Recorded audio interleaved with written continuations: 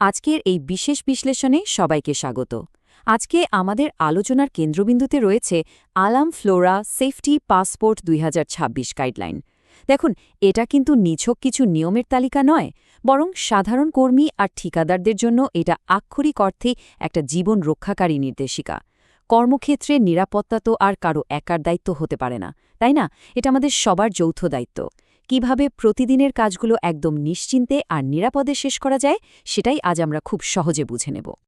তো পুরো আলোচনাটাকে আমরা ধাপে ধাপে সাজিয়েছি। প্রথমে জানব আইন ও পরিচয় নিয়ে, এরপর পিপিই বা ব্যক্তিগত সুরক্ষা সরঞ্জাম, তারপর যানবাহন ও সড়ক নিরাপত্তা, মাঠ পর্যায়ের কাজের পদ্ধতি, ঝুঁকি ও ম্যানুয়াল লিফটিং এবং সবশেষে জরিমানা ও রিপোর্টিং। চলুন আর কথা না বাড়িয়ে মূল আলোচনায় যাওয়া যাক। আমাদের প্রথম ধাপ, ১ নম্বর সেকশন, ল অ্যান্ড আইডেন্টিটি বা আইন ও পরিচয়, নিরাপদ কাজের মূল ভিত্তি। ঠিক আছে, চলুন এই আইনি দিকটা একটু তলিয়ে দেখি। একেকেপি 1994 বা ওশা 1994 আইন অনুযায়ী নিরাপত্তা নিশ্চিত করাটা কিন্তু নিয়োগকর্তা এবং কর্মী উভয়েরই একটা আইনি দায়িত্ব। মানে হলো, নিয়োগকর্তাকে যেমন একটি সম্পূর্ণ নিরাপদ কাজের পরিবেশ দিতে হবে, ঠিক তেমনি কর্মীদেরও আইনগতভাবে কাজের সমস্ত নিয়মকানুন মেনে চলতে হবে এবং প্রয়োজনীয় সুরক্ষা সরঞ্জাম পড়তে হবে। এটা কোনো রিকোয়েস্ট নয়, একদম সরাসরি আইনের নির্দেশ। আইনের বিষয়টা তো পরিষ্কার হলো। এবার পরিচয়ের ক্ষেত্রে ৩টি আবশ্যিক বিষয়ের কথা বলি: নেম ট্যাগ, বৈধ ল্যানিয়ার্ড এবং সম্পূর্ণ ইউনিফর্ম। ভাবছেন এগুলো শুধু প্রফেশনাল দেখানোর জন্য? একদমই না। সাইটে হঠাৎ কোনো জরুরি পরিস্থিতি তৈরি হলে দ্রুত শনাক্ত করার জন্য এই পরিচয়পত্রগুলোই কিন্তু সবচেয়ে বড় ভূমিকা পালন করে। এটা সরাসরি জীবনের সুরক্ষার সাথে জড়িত। এবার আসছি ২ নম্বর সেকশনে, পার্সোনাল প্রোটেক্টিভ ইকুইপমেন্ট বা পিপিই, যা একজন কর্মীর বর্ম হিসেবে কাজ করে। এই বাধ্যতামূলক ৫টি পিপিই আইটেমকে শুধু একটা চেকলিস্ট ভাবলে কিন্তু ভুল হবে। এগুলো হচ্ছে প্রতিদিনের বিপদ থেকে বাঁচার মূল ঢাল। যেমন ধরুন, সেফটি হেলমেট, যা কড়া রোদ আর তাপ থেকে মাথাকে বাঁচায়। এরপর আছে কমলা রঙের রিফ্লেক্টর শার্ট আর রিফ্লেক্টর প্যান্ট। রাস্তায় যখন আলো কম থাকে, তখন দূর থেকে ছুটে আসা গাড়িগুলো যেন সহজেই কর্মীদের দেখতে পায়, তার জন্যই এই ব্যবস্থা। আর হ্যাঁ, হাত কেটে যাওয়া থেকে বাঁচাতে গ্লাভস এবং ধারালো কোনো কিছু থেকে পা সুরক্ষিত রাখতে সেফটি জুতো পরাটা কিন্তু শতভাগ আবশ্যক। এই বর্মগুলো ছাড়া কোনোভাবেই কাজে নামা চলবে না।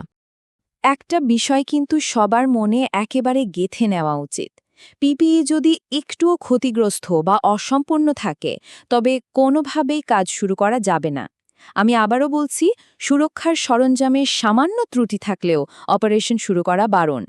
এমনটা হলে সাথে সাথে সুপারভাইজারকে জানাতে হবে, কারণ ত্রুটিপূর্ণ সরঞ্জাম পরা আর কোনো সরঞ্জাম না পরা দুটোই কিন্তু সমান বিপদের কারণ। চলে যাচ্ছি ৩ নম্বর সেকশনে, যানবাহন ও সড়ক নিরাপত্তা, মোবাইল ওয়ার্কস্পেসকে সুরক্ষিত রাখা। মোবাইল ওয়ার্কস্পেস বা গাড়ি নিয়ে বের হওয়ার আগে প্রি ডিপার্চার চেকলিস্টটা মিলিয়ে নেওয়া একেবারে মাস্ট। বিশেষ করে ৫টি ট্রাফিক কোণের বিষয়টা। প্রতিটি ট্র্যাকে ঠিক ৫টি কোণ থাকতেই হবে। এর পাশাপাশি একটা ফার্স্ট এইড কিট, অগ্নি নির্বাপক যন্ত্র বা ফায়ার এক্সটিংগুইশার এবং একটা ইমার্জেন্সি ট্রায়াঙ্গেল গাড়িতে আছে কিনা তা ১০০% নিশ্চিত না করে কোনোভাবেই গন্তব্যের দিকে রওনা দেওয়া যাবে না। প্রধান সড়কে কাজ করার সময় সতর্কীকরণ আলো বা ওয়ার্নিং লাইট জ্বালিয়ে রাখা এবং সঠিক নিয়মে ওই ৫টি কোণ বসানো কিন্তু আক্ষরিক অর্থেই জীবন বাঁচাতে পারে। এর পেছনের যুক্তিটা খুবই সোজা। রাস্তায় চলন্ত গাড়িগুলোর গতি বা দিক কখন কি হয় তা প্রেডিক্ট করা অসম্ভব, তাই না?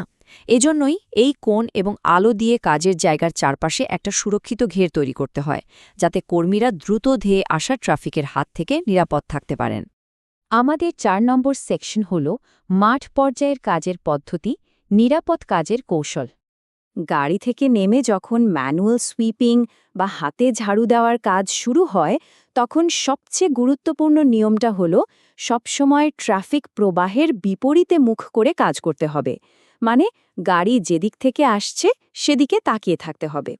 এতে করে কোনো গাড়ি যদি নিয়ন্ত্রণ হারিয়ে কাজের জায়গার দিকে চলেও আসে, তবে আগে থেকেই তা দেখা যাবে এবং সরে যাওয়ার সুযোগ পাওয়া যাবে।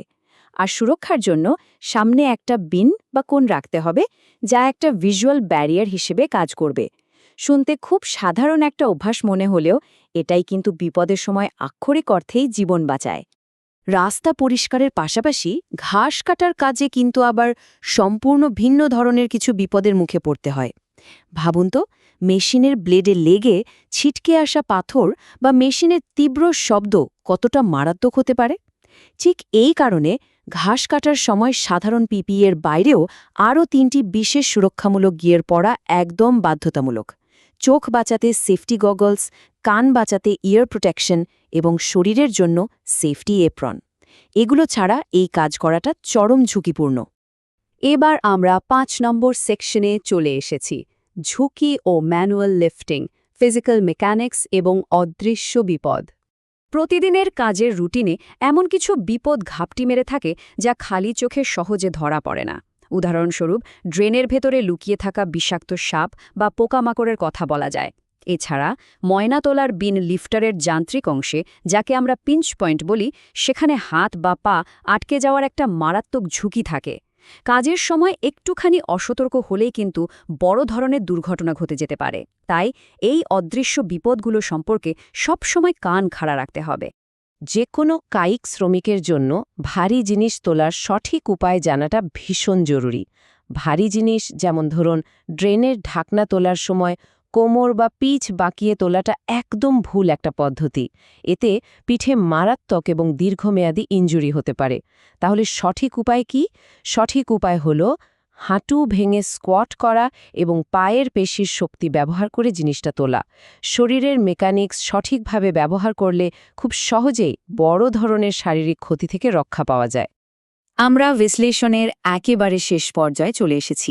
6 নম্বর সেকশন, জরিমানা ও রিপোর্টিং, জবাবদিহিতা এবং জরুরি রেসপন্স।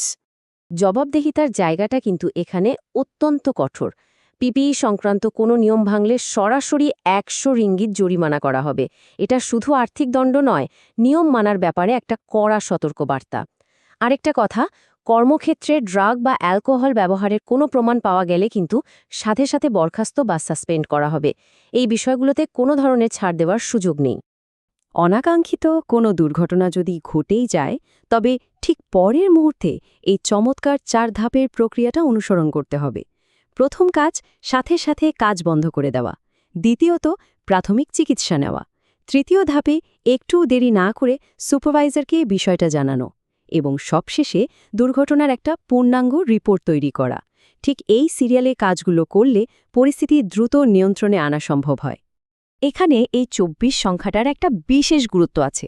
দুর্ঘটনা ঘটার পর অফিসিয়াল রিপোর্ট জমা দেওয়ার সর্বোচ্চ সময়সীমা হল ঠিক 24 ঘন্টা। কোনোভাবেই এই সময়সীমা পার করা যাবে না, কারণ যত দ্রুত রিপোর্ট করা হবে তত দ্রুত বিশ্লেষণ করে বের করা যাবে যে দুর্ঘটনাটা কেন ঘটল, আর এটা ভবিষ্যতে একই ধরনের পরিস্থিতি এড়াতে দারুণভাবে সাহায্য করবে। এবার একটা অত্যন্ত গুরুত্বপূর্ণ অধিকারের বিষয়ে কথা বলি, স্টপ ওয়ার্ক অথরিটি। এর মানে হল, কোনো কাজের পরিবেশ যদি নিরাপদ মনে না হয়, তবে সাথে সাথে পুরো অপারেশন বন্ধ করে দেবার অধিকার এবং দায়িত্ব কর্মীদের রয়েছে। এটা মূলত কর্মীদের ক্ষমতায়ন করার একটা বড় হাতিয়ার, যাতে নিজেদের এবং সহকর্মীদের সুরক্ষা নিশ্চিত করতে কারও মনে কোনো দ্বিধা না থাকে। আমরা আলোচনার একেবারে শেষে চলে এসেছি। যাওয়ার আগে একটা ভাবনার বিষয় রেখে যাই। কর্মক্ষেত্রে এই নিরাপত্তা কি শুধুই কোম্পানি চাপিয়ে দেওয়া কোনো নিয়ম, নাকি আজকে একটা জীবন বাঁচানোর মাধ্যম? আশা করি আজকের এই আলোচনার পর এটা একেবারে পরিষ্কার যে সেফটি পাসপোর্ট কেবল কাগজ কলমের বিষয় নয়, এটা প্রতিদিন সুস্থভাবে বাড়ি ফেরার একটা সুশৃঙ্খল চর্চা। এতক্ষণ সাথে থাকার জন্য সবাইকে অসংখ্য ধন্যবাদ। সবাই নিরাপদে কাজ করুন, সুরক্ষিত থাকুন।